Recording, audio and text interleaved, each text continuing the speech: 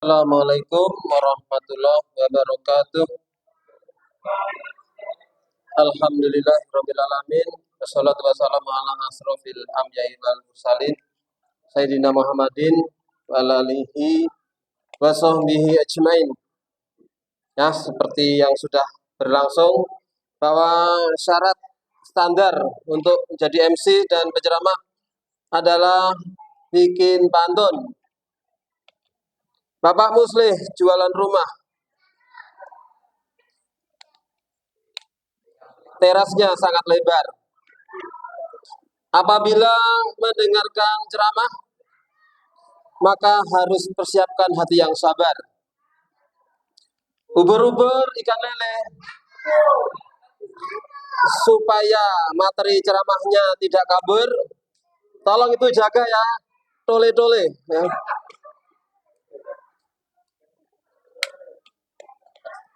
Oke, para jamaah Asyarifah yang dimuliakan oleh Allah,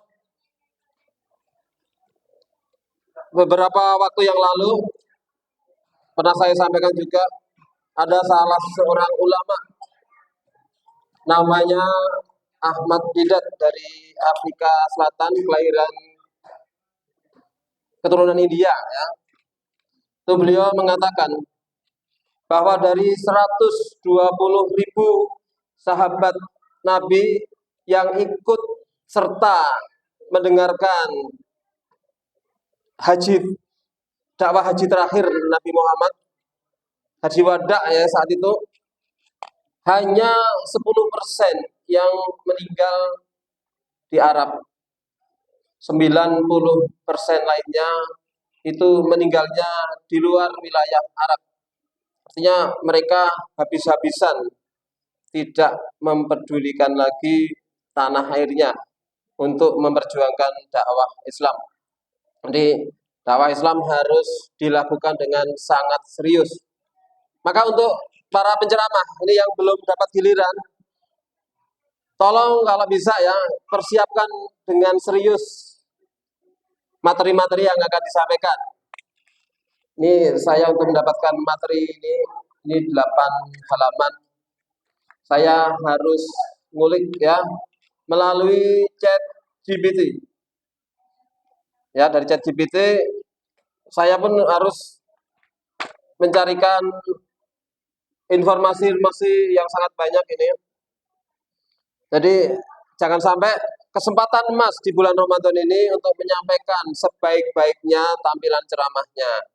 Bagi yang tidak terjadwal, ya sekali lagi tolong deh, ada kerja keras sedikit, yaitu mengkomen ya tahun kemarin dan tahun kemarinnya. Yang komen itu dari luar Mustika Filik, hanya Pak Muslih yang mau komen di YouTube.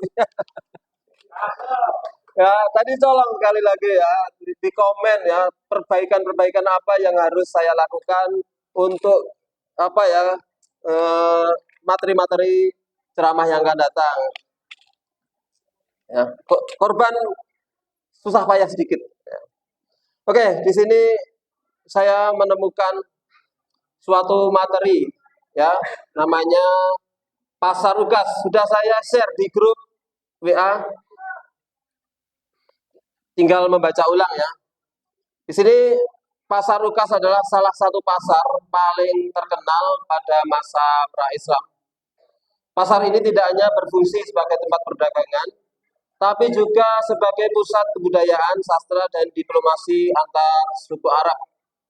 Keberadaan Pasar Ukas sangat berpengaruh dalam perkembangan masyarakat Arab, baik dari sisi ekonomi, politik, maupun sastra. Pasar Ukas itu secara geografis terletak di antara Mekah dan Taif. Nah, pasar ini diadakan setiap tahun pada bulan Dzulqa'dah,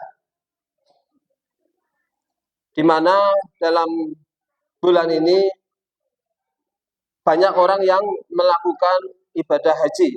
Ya, jadi ibadah haji itu tidak hanya dilaksanakan setelah Rasulullah diangkat menjadi nabi ya, tapi sebelum Rasulullah menjadi nabi, maka haji ini juga sudah dilaksanakan menurut keyakinan mereka. Ini adalah syariatnya Nabi Ibrahim alaihissalam. Jadi pasar ukas bukan sekedar tempat jual beli barang dagangan, tapi memiliki berbagai fungsi penting, diantaranya selain perdagangan, ya, yaitu barang-barang seperti rempah-rempah, kain kulit dan perhiasan dijual belikan. Maka di pasar ukas ini tempat mengadu sastra dan puisi. Para penyair terbaik Arab berkumpul untuk berkompetisi dalam membacakan syair. Kemudian juri akan menilai dan memilih puisi terbaik yang kemudian diabadikan dalam sejarah Arab. Nah, disinilah salah satu hikmahnya Allah memberikan kemudahan kepada Nabi untuk menyampaikan syariatnya, syariat Allah yang dibawa oleh Nabi ini untuk disampaikan sebanyak-banyaknya kepada orang yang datang di Makkah pada masa itu. Sehingga Islam cepat tersebar. Saat ini yang ada seperti modelnya pasar ukas ini, jadi dialog antar agama, itu ada di Hyde Park, di London sana. Bisa menyaksikan YouTube-nya. Yang paling aktif itu seorang mu'alaf bernama Abdurrahim Green, itu seorang anak duta besar yang sering dibawa ke sana kemari oleh ayahnya, sehingga pada suatu ketika dia mendapatkan hidayah dan masuk Islam, dan sekarang aktif di Hyde Park itu ya, di London itu, untuk berdebat dengan keyakinan-keyakinan yang lain. Di sana bebas, kalau di sini mungkin tidak terlalu umum ya. Kemudian pasar ukas selain tempat mengadu antar penyair ini ya, juga jadi forum politik. Jadi kepala suku dan tokoh masyarakat bertemu untuk membahas perjanjian dan menyelesaikan konflik. Ubur-ubur, ikan lele, ya, supaya ceramahnya tidak kabur ya, tolong dikondisikan tole-tole ya.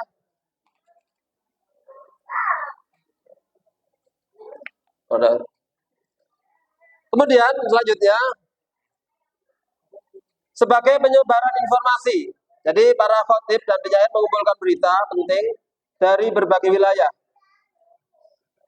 Penyebaran agama pada masa Islam, Nabi Muhammad juga memanfaatkannya ya, pasar ukas untuk menyebarkan dakwah. Ini sudah saya sampaikan tadi. Kemudian era pra-Islam, ya, ada beberapa penyair terkenal yang sering hadir di pasar ukas, yaitu Imru Al-Qais, penyair dari Banu Kinda, terkenal dengan syair cinta dan kisah pengembaraan. Nah, ini saya singkat saja bahwa kebiasaan adu syair ini juga menjadi keuntungan sendiri ya bagi penyebaran Islam di Makkah pada saat itu, karena dengan terhormatnya orang yang dianggap paling bagus melantunkan syair, maka ketika Al-Quran itu diturunkan dengan keindahan syairnya, maka orang-orang yang tahu benar keindahan syair itu akan mengatakan bahwa Al-Quran itu tingkat sastranya itu sangat tinggi, sehingga banyak yang akhirnya menerima Islam karena keindahan syairnya. Yang salah satu kisah terkenalnya adalah ketika Umar bin Khattab radhiyallahu an itu masuk Islam ketika saudarinya itu membacakan surat Toha. Kemudian dari pasar ukas inilah ya bibit-bibit hijrahnya para sahabat menuju ke Madinah. Karena apa? Di pasar ukas inilah pemuka Madinah itu tertarik dengan ajaran Islam, dan akhirnya dengan jasa beliau itu, mulai dari perjanjian Aqabah 1, perjanjian Aqabah 2, hingga persiapan-persiapan yang dilakukan oleh Mus'ab bin Umair, akhirnya sebagian besar Jazirah Madinah ya itu bisa memeluk agama Islam. Mungkin saya potong sampai di sini dulu. Untuk materi-materi yang lainnya bisa dilihat di grup. Kalau masih ada yang mau menginginkan, ya bisa saya berikan ini. Kita tutup dengan doa kafaratul majelis. Subhanakallahumma wa bihamdika asyhadu alla ilaha illa anta astaghfiruka wa atubu ilaik. Assalamualaikum warahmatullahi wabarakatuh.